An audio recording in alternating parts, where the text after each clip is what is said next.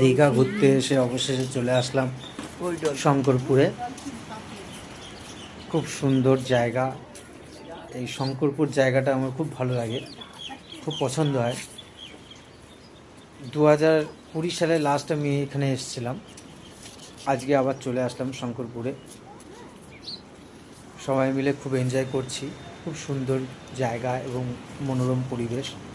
গতকাল রাত্রে বৃষ্টি হয়েছিল, আজকে একটু ওয়েদারটা খারাপ আছে, মেঘলা আকাশ, সূর্য অতটা ভালো করে ওঠেনি, যার কারণে ঠিক মতন সূর্যের ছবিও তুলতে পারিনি।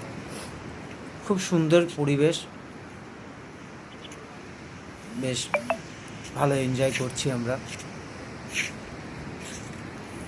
তোমরা যারা যারা এখনও আসোনি, অনেকেই এসেছো, বা যারা যারা এখনও আসোনি তারা এখানে এসে ঘুরে যেতে পারো। খুব সুন্দর। এখানে বাচ্চাদের জন্য ছোটো ছোটো গাড়িও আছে, ব্যাটারির সাহায্যে চলে। বাচ্চারাও এখানে এসে আনন্দ করতে পারবে। খুব সুন্দর। তাই এখানে এসেই সকাল সকালই চলে এসেছি, অনেক সকাল সকাল চলে এসেছি আজকে।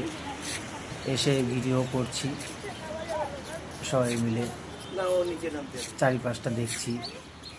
আমার মেয়ে এখানে অচ্ছদে এখানে ছবি তুলছে। সমুদ্রের পরিবেশ, সমুদ্রের দৃশ্য। আজকে সমুদ্র অতটা উত্তাল নেই, গতকালকে ছিল, আজকে কম আছে।